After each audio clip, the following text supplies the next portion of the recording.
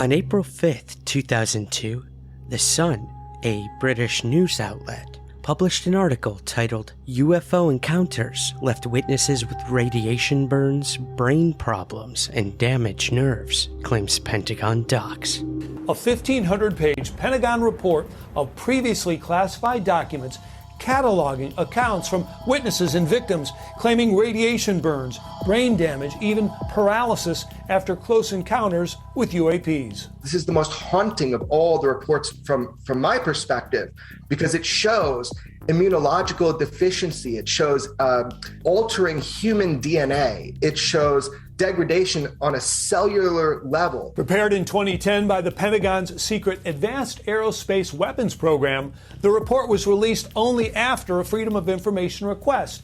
It found sufficient incidents, accidents have been accurately reported, and medical data acquired as to support a hypothesis that some advanced systems are already deployed and opaque to full U.S. understandings.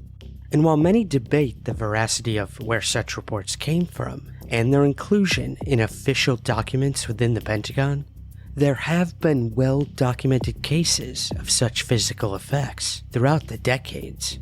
One of the most intriguing came from the official Project Blue Book files, wherein a man by the name of William Wallace would claim to have been stricken with paralysis during a UFO encounter. Today, we'll cover this incident in detail and also explore other cases where many looked up into the skies and believed they too were paralyzed by a UFO.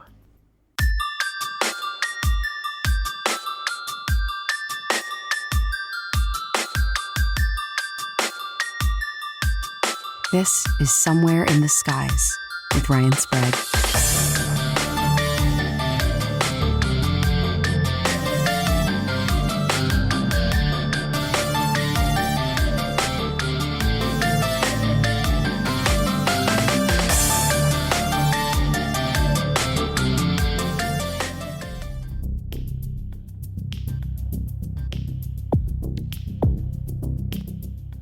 On the evening of March 8, 1967, William Wallace and his wife, Joan, were driving back home to Leominster, Massachusetts, in their 1955 Cadillac after having driven out to the countryside to enjoy the scenic snowfall in the nearby forests.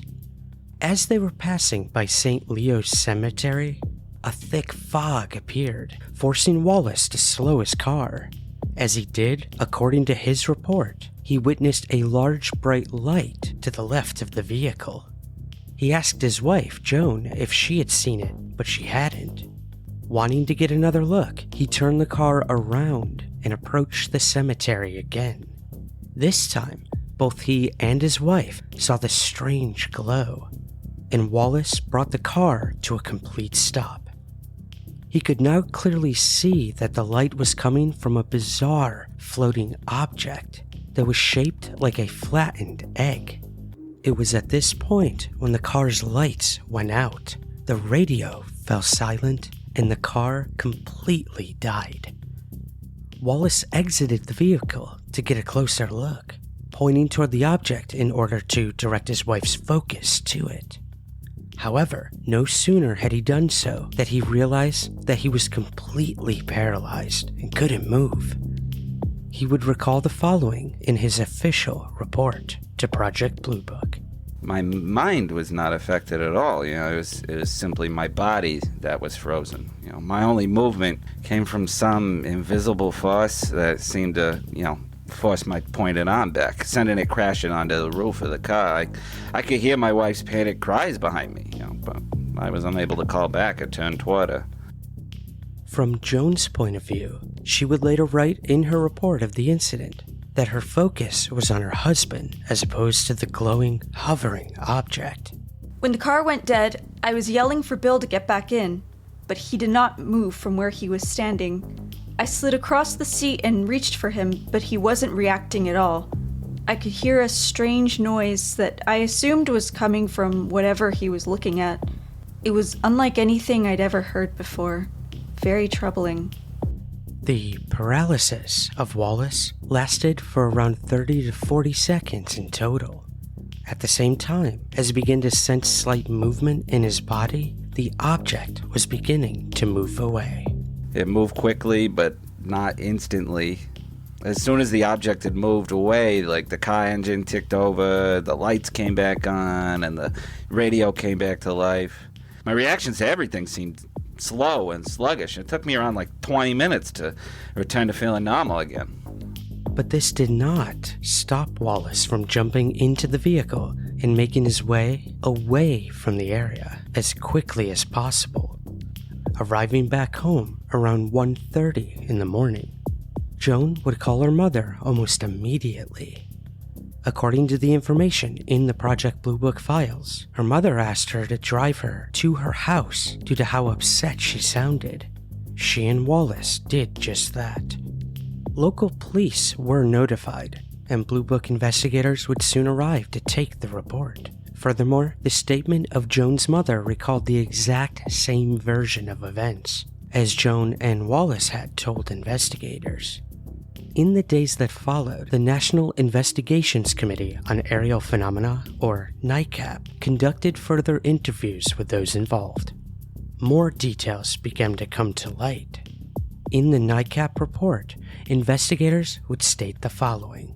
The fog on the night in question appeared to have been localized to the cemetery area only, perhaps suggesting that the appearance had something to do with the claimed aerial phenomenon, as opposed to atmospheric or other weather conditions. At the same time, or immediately prior to becoming paralyzed, William Wallace had sensed an electric shock feeling hit his body.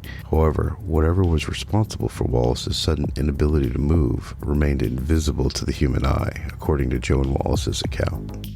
Additionally, when Joan had reached out from the car, even pulling on her husband's jacket at one stage, despite the contact with him, while he was paralyzed, she didn't feel an electric shock, nor did she experience any paralysis herself. In speaking with local police, they would state publicly that it was their feeling that the Wallaces were being truthful in their report. In fact, it was suggested because of this, William Wallace must have considered the incident important enough to put himself in front of the police voluntarily, inviting skepticism and ridicule for claiming to have been zapped by a UFO. While law enforcement would seemingly verify William Wallace's credibility in reporting the account, the fact that only he and his wife were witnesses, as well as the fact that there was no physical evidence on the car or even on Wallace himself, means that the account is open to such skepticism. In the 2011 issue of the International UFO Reporter, journalist Michael Swords added that there was no lasting effects of the paralysis on Mr. Wallace, no burns or other visible injuries, and no way to confirm that any of this happened. So there was a variety of ways to interpret this event. If it's true, it could be a hint of some kind of technology that induces involuntary movements. This case remained one of over 700 cases that Project Blue Book was not able to explain, and would be added to a long list of other cases that involved physical effects on the observer. These cases would stretch across the world, and throughout the decades, some even being studied by highly credible UFO investigators, as well as mainstream doctors. A year later, following Wallace's encounter, a bizarre incident would occur in Alaska in December of 1968. A young boy at the age of 5, whose name was protected by his family, would recount a harrowing event that occurred when he witnessed strange lights outside his window that came through the window and shone a bright beam in the corner of his bedroom. The incident to the National UFO Reporting Center would state the following, according to the young boy at the time. I waked up and there was a big blue light outside my room. I stood up in my bed and walked out the window. It was very big and I had to close my eyes because it was hurting them. Then, when I opened my eyes, the light was in my room. I got out of bed and ran towards it. It was a big beam. I went to it and couldn't move. It was scary. I tried yelling for my mommy and daddy, but I couldn't yell. I did look up though. I looked up and there was something above me. A machine like a robot. The machine started coming down and I didn't want it to grab me. I think I was stuck in the light for a long time. And then it went away and I could move again. I ran to my parents and told them what happened. They didn't believe me, but after it happened, I could hear things very loud. Like when my mom dropped something on the floor. It was so loud I had to cover my ears. I don't know what the light and machine were, but I just can't forget about it. I just can't. According to the boy, many years later, he continued to have vivid dreams of what had occurred that night. He even recalled similar experiences of paralysis as time went on, and of seeing strange blue lights either coming or going from his bedroom. Could this all have been a lifetime of sleep paralysis? Or hypnagogic hallucinations?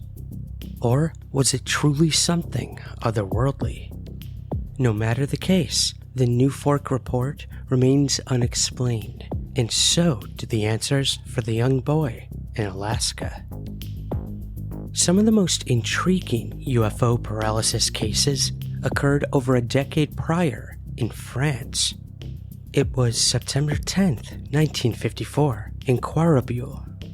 At around 10:30 p.m., Marius de Wilde was at home when he heard what sounded like a disturbance outside.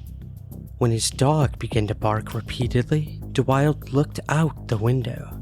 The dog was looking upward at the sky, now barking uncontrollably.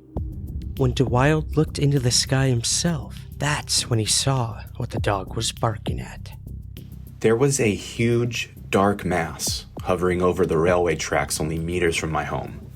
Even more amazing, though, were two figures wearing strange, tight-fitting one-piece suits, each between 3 to 4 feet tall. I opened the front door and I stepped outside, beginning to walk toward the two figures.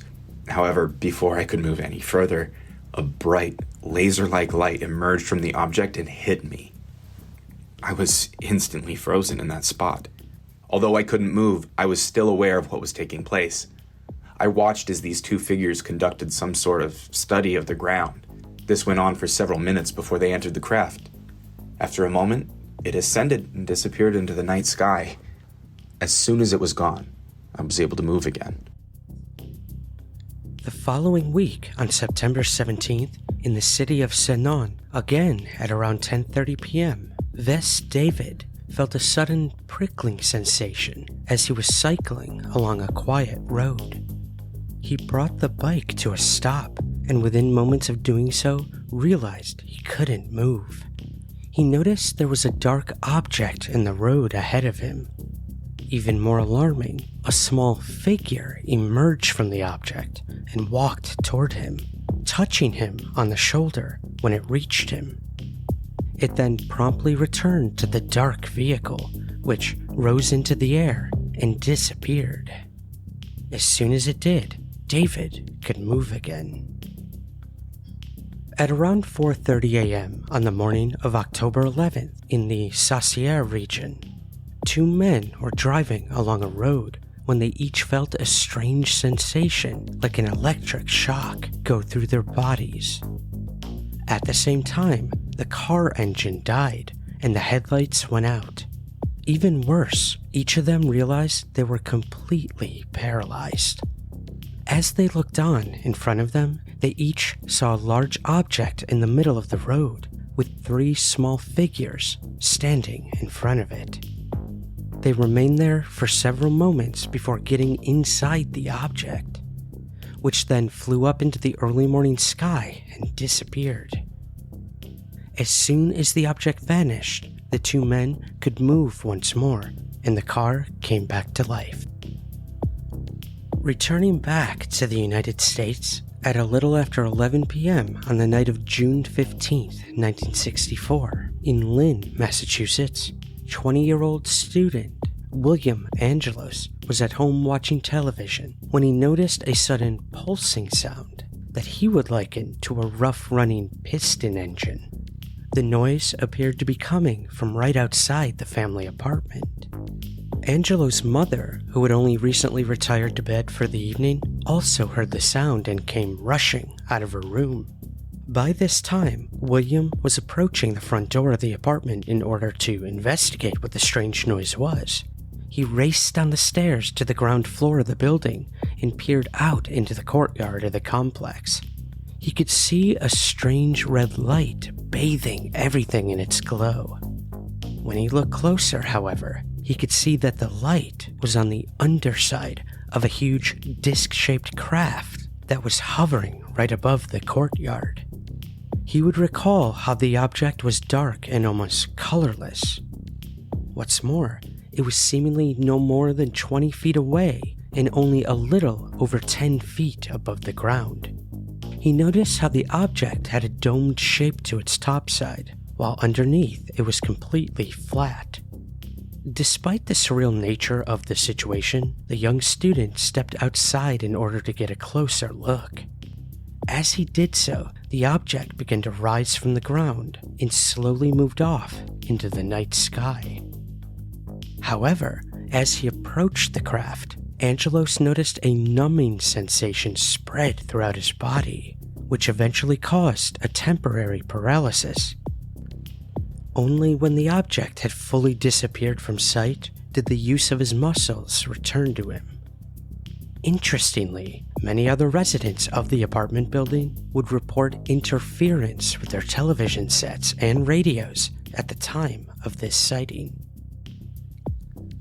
Moving to South America, in the early hours of August 16, 1968, at around 1:30 a.m. in Mendoza, Argentina, 46-year-old nurse Adela Casalvieri de Panaciti experienced one of the most intriguing and unnerving UFO close encounters on record, an account of which appeared in a Los Andes newspaper.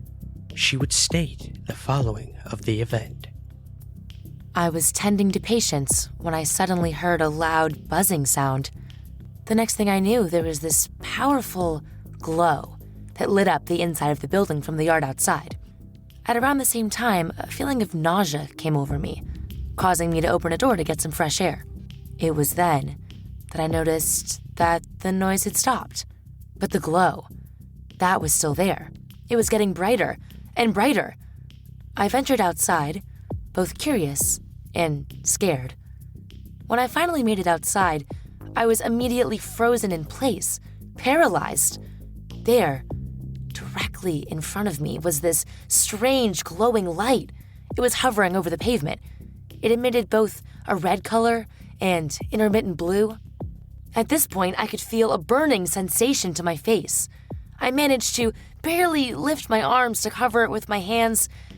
A moment later, the noise returned. I peeked through to see the strange object rising into the air. As soon as it disappeared, the use of my legs returned, and I ran back inside, calling for other nurses. Before I managed to re-enter the building, however, my legs completely gave out, and I collapsed to the ground. Incidentally, it would later be discovered that Panaciti had suffered burn marks to her face. Even more intriguing, when investigators examined the area where Panaciti claimed to have witnessed the strange object, they discovered a lead-colored marking on the ground, as well as a particularly strong smell of sulfur. A point of interest here is that although the lead-colored marking disappeared several days later, when the area gets wet, that particular spot dries within seconds, while the area around it remains soaked. Of further interest, and perhaps adding to the credibility of this sighting, is that a physicist with the National Atomic Energy Commission did examine the location and discovered a significant increase in radiation. This case remains unexplained. On the evening of October 29, 1977, at around 6 p.m., Benedito Campos was relaxing at home with his pregnant wife, Silvia Mara, in the town of Mosqueiro in Brazil. What was a particularly quiet night was suddenly changed by the arrival of a silver disc-shaped object that appeared in the sky, seemingly from out of nowhere. They could each see the object clearly through the living room window. As they continued to watch the strange craft, they each saw a green laser-type beam emerge from the underside of the craft. They continued to watch until suddenly the green beam shot in their direction, pushing through the glass without shattering it. Moments later, the beam hit Mara and immediately froze her, as if in some sort of strange suspended animation. After a few more moments, two strange figures appeared in the room. In their hands, each of them carried a device that they aimed at both of the humans. When they did so, another green laser-like beam shot out of it and struck Mara again. Although he didn't realize it at the time, Benedito was calling out for help, cries that were heard by a neighbor who rushed to the property carrying his shotgun. His arrival panicked these creatures, who quickly vacated the house. The husband and wife were taken to the neighbor's home, where they could gather their thoughts and attempt to come to terms with what had happened. Although Mara was in a state of shock, she was otherwise unharmed, and she and her husband returned home a short time later. When they arrived home, the strange object would return again. This time, the ominous light beam would strike Benedito, causing him to be paralyzed for several moments. The object then disappeared in a flash. Incidentally, in the months that followed, the entire Calaras area would experience a wave of sorts of very similar sightings.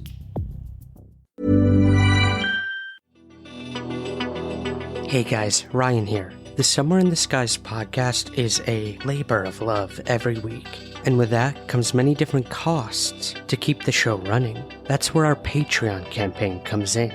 You give what you think the show is worth. There's different rewards available all the time, including shoutouts on the show, early editions of main episodes, bonus episodes and content, and very soon, monthly patron hangouts, where we sit back and chat all things UFOs. So I hope you'll consider becoming a Patreon subscriber today. To learn more and to join, visit patreon.com/somewhereskies.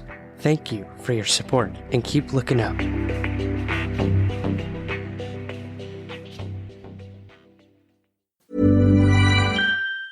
On September 10th, 1981, in Weston Mill Hill, Plymouth, United Kingdom, 23-year-old Denise Bishop had just got out of a taxi and was walking to the door to her home that she shared with her mother and sister.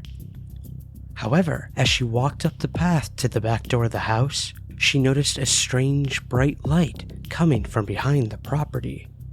When she turned her focus to the source of the light, she saw the following. It was a metallic object. It hovered a short distance from the ground. The shape was very odd. The only way I could really describe it was, well, it was in the shape of a crab. I couldn't believe what I was seeing. I wanted to get in the house as quick as I could, but when I went to put my key in the door lock, this green beam of light shot out from the craft and hit my hand. I dropped the keys and couldn't move. Not because I was scared, which I was, but this beam rendered me frozen. This lasted for about 30 seconds before the green light disappeared. I could move again. But this wasn't the weirdest part of the incident. Instead of reacting to what had just happened, for some reason, I simply picked up my keys, unlocked the door, and went inside. As if nothing had happened. I can't quite explain it. It was like a film that had been paused, and then the play button was pushed, and the film just continued. It was just so bizarre. Denise told her family and boyfriend about what had happened, and they encouraged her to report the incident to the police. They arrived and questioned her, but found no evidence of anything and no other witnesses. However, a burn mark was quite visible on her hand, where the laser beam had supposedly hit her. Analysis of the wound which was considerably painful to her, would suggest it was the result of an intense laser burn. The wound would eventually begin to heal several days after the incident, but Denise certainly didn't heal emotionally. It was by far one of the scariest moments of my life. And the fact that I still have no answers to what happened, it will stay with me forever. According to an account submitted to the National UFO Reporting Center in October of 1999, a bizarre incident occurred in Juneau, Alaska in June of 1982. An anonymous witness at the Juneau receiving home was smoking a cigarette on the back porch. As she did so, she witnessed a black sphere hovering around 300 feet away. She would state the following. The sphere was so dark. It was like looking at a hole in space. Almost as soon as I noticed it, it started moving in my direction. There was a distinctly audible hum accompanying its movement. The object was soon directly over me when it emitted an intense, fan-shaped orange beam of some kind. The light reached as far as the ground before it began sweeping from side to side as if looking for something. I noticed that any objects that came into contact with the light immediately glowed a bright orange. I could feel a sense of fear taking over, and I ran from the oncoming object. I was just about to make it to the front door of my home when the light from the object actually touched me. That's when my entire body just froze. I was stuck in that spot, but the strangest part of it all was the next thing I knew, I was inside my house, sitting on the couch, and I had absolutely no idea how I'd gotten there. By pure chance, though, the witness had been attempting to record shortwave radio broadcasts on a JVC RC M70 boombox. When she went to check on the recorder shortly after waking up, the tape was still recording. She rewound the tape and pressed play. All I heard was static. However, around 20 minutes into the recording, the static was replaced with a very odd warbling noise, modulated and remodulated with all kinds of harmonics. Their sounds were rising and lowering in general pitch with a period of about 20 seconds. The sounds lasted around 15 minutes, about the same time as the duration of my sighting. Unfortunately, the tape became lost several years after the encounter. It isn't merely UFO sightings that have induced temporary paralysis. There are many cases of alien abduction where the abductee has stated they have been unable to move during their respective encounters. And while many skeptics point to the fact that this is a nod towards sleep paralysis, as opposed to paralysis induced by non-human intelligences, the fact that this detail is reported in many UFO sightings might mean we shouldn't dismiss the detail in abduction encounters so readily. Perhaps one of the most intriguing encounters of UFO paralysis occurred on October 27, 1973, near Rio Gallegos in Argentina. On the night in question, at a little after midnight, experienced truck driver Dionisio Lanca set out on a long-distance haul. He noticed there was a problem with the right rear tire of the truck, but decided it would last at least part of the journey, and he soon set off. However, around 45 minutes later, he noticed the air pressure was much lower than he had anticipated. At around 1:15 a.m., he pulled the truck over to the side of the road and stepped out in order to attempt to replace the tire. He gathered his necessary tools and walked to the right rear side of the truck. A few moments later, a sudden intense yellow light appeared ahead of him, approximately at a distance of around a mile away.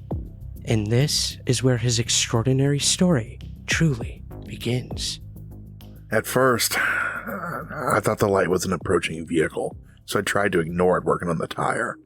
But the light just kept getting brighter and brighter. I looked up again and I noticed that it went from yellow to blue, then an intense hot white. It was blinding. I tried to stand up and cover my eyes, but I couldn't. I couldn't move my arms. I couldn't stand up. I was paralyzed. The next thing Lanca realized above him was some sort of craft. It looked like two inverted plates attached to one another, creating a saucer shape. It was suspended about 20 feet off the ground. But this wasn't what scared Lanka the most. He could sense that someone or something was behind him. He could see shadows of figures in front of him, but Lanka was stuck there, unable to move. That's when he began to yell out, "Who's there? Who's behind me? Show yourself."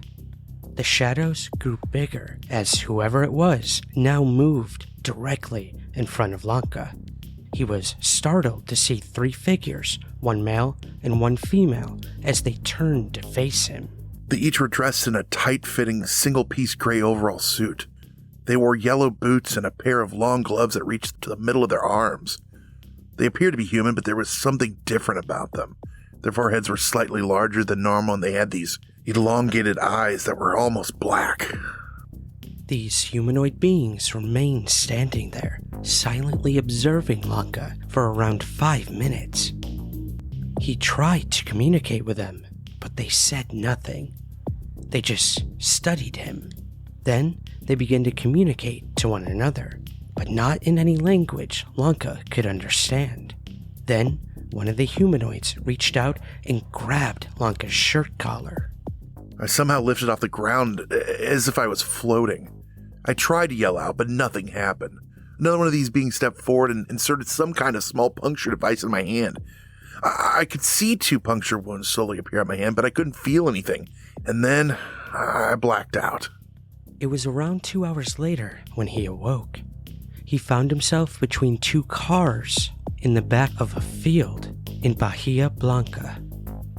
This was around 6 miles from where he had stopped to change the tire. He had no memory at all of how he had gotten there. He got to his feet in an attempt to walk for help. However, after taking just a few steps, he collapsed and blacked out. He awoke a short time later, and this time managed to make it onto the highway, where a truck driver eventually spotted him. He was taken to a police station, where he was in turn taken to a local hospital. He was discovered to have no significant injuries, aside from a barely unnoticed abrasion on his left eyelid. He was, however, in a severe state of distress, and with an apparent fear of anyone touching him on the head. Lanka would then be transferred to another hospital, where he would spend several days. Bizarrely, on the morning of October 30th, he awoke seemingly free of whatever had mentally gripped him. He was informed that his truck had been found, where he had pulled it to the side of the road in order to change the tire. Shortly after this, so convinced that something truly strange had happened, he would agree to be administered with sodium pentothal, a chemical mixture that acts as a truth serum. He would also agree to be put under hypnotic regression. The results indeed would be fascinating. I'm going up with these beings into a beam of light. Now I'm in a room with a single window. There's all these strange technological devices around me. There's this radio device that's talking to me in Spanish. It keeps telling me to not be afraid. The next thing I know, I'm between 2 cars back near the road again. Lanka would wrestle with the memories of that day for many years to come, attempting to make sense of not only the experience itself, but the feeling of helplessness when being paralyzed during the entire affair. I have no idea what truly happened that night. I know 2 things. Whatever that craft and those beings were, they had complete control over me. There was absolutely nothing I could do to stop them. The second thing, I truly wish I'd just kept driving that night with a bad tire. It definitely would have been a risk I should have taken. With all of these cases of supposed UFO paralyzation, we are left with many questions. What might the reasons be for using such futuristic and highly advanced technology? It doesn't appear to so much cause harm, as in almost all people who find themselves in such a bizarre circumstance make a full recovery. So here we are talking about a technology that seems to render all the muscles in the body completely useless, which also allows the heart and respiratory system to be completely fine. What's more, this appears to wear off almost immediately as soon as the craft or occupants leave the area. We might also notice how in many of the reports of paralysis and UFO close encounters, witnesses would feel paralysis coming on before their vehicle slowed down, if they were driving. Was this a case of the vehicle succumbing to whatever technology-induced paralysis was used against the witness? Or might this have been a purposeful disabling of the respective vehicle for the safety of the paralyzed driver? And what about the paralysis involved in alien abduction encounters? Is this the same technology used in a more proactive way? One used to incapacitate the abductee for ease, as opposed to being used only in a defensive manner when a threat or discovery is sensed? Indeed, are these two uses of this speculative technology the responsibility of the same alien intelligence, or different ones? Could the cause of such paralysis actually be in the individual's own mind? Given that many accounts of close contact state that these apparent aliens have the ability to communicate using telepathy, might they also understand the secrets to other workings of our brains? Might that explain the instant release from paralysis the vast majority of those who have experienced tele-? Or might we also consider, however unlikely, that this technology is some kind of top-secret terrestrial invention? One that is in at least one if not several militaries' hands? It is certainly not that much of a stretch of the imagination to think that such a technology could indeed have been developed here on Earth. As with every different piece of the UFO jigsaw, the study of this aspect of such close encounters simply throws up more questions that require answers. There is no doubt that cases of temporary paralysis and close contact UFO sightings are more prevalent throughout history than we might first have thought. And while it is a detail that many suggest belongs in the realms of science fiction, it's one that UFO researchers, investigators, and clearly even the United States Department of Defense and Pentagon can't ignore. For the first time in more than 50 years, Congress held a hearing on unidentified flying objects, better known as UFOs. Pentagon officials testified yesterday that reports of mysterious encounters in the sky are increasing, approaching nearly 400. UAPs are unexplained, it's true, but they are real.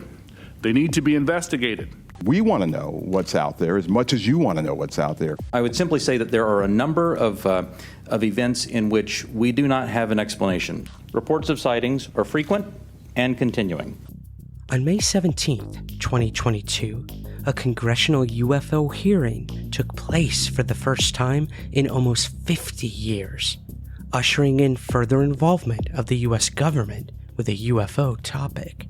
The hearing was conducted by the House of Representatives Permanent Select Committee on Intelligence and featured two speakers, Ronald Moultrie, the Pentagon's top intelligence official, and Scott Bray, Deputy Director of Naval Intelligence. The goal of the hearing was to update lawmakers on the progress made by a newly formed UFO task force. The task force was set up after the 2021 Pentagon UFO report that documented 144 UFO sightings by military pilots since 2014. Only one of those cases was ever solved, leaving a hefty amount of mystery and concern over what the other 143 cases truly were, and what benefit or threat the technology being displayed could represent. Such technology, if that is indeed what causes this temporary paralysis, could in theory be used against humanity on a large scale, whether by adversarial humans or possible alien visitors. Either way, it would appear that we have no chance to defend ourselves against a technology that we simply don't understand. These were just a handful of accounts of paralysis concerning UFOs and close encounters. Many have most likely gone unreported, and while many of the accounts that we noted today appear to be a defense mechanism to avoid confrontation like anything else, the same technology can be used for more malevolent purposes if in the wrong hands, human or otherwise.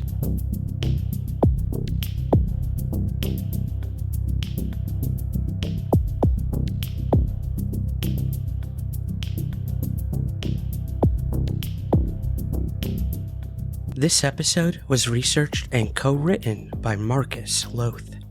More in-depth analysis of some of these cases can be found in his book, From Deep Within the Archives of UFO Insight.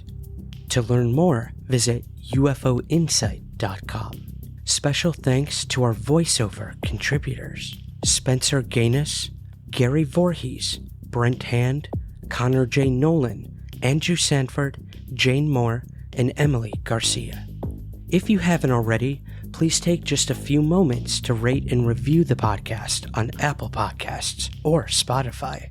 A 5-star rating and review truly helps boost our visibility in the largest podcast platforms in the world. So please consider heading over to each and leaving a rating and review. Thank you in advance. We have some brand new designs in our merch store by some brilliant artists. You can help support and represent the show in style. We've got t-shirts, hoodies, sweatshirts, tank tops, mugs, stickers, phone cases, and so much more. Visit teepublic.com. Again, that's teepublic.com, and search for the Somewhere in the Skies store. We're on Twitter at Somewhere Skies and Instagram at Somewhere Skies Pod. Check out our Patreon campaign and subscribe to our YouTube channel, both with exclusive and bonus content. Links in the show notes as well. Thank you for listening. And remember, keep your feet on the ground, but never stop searching somewhere in the skies.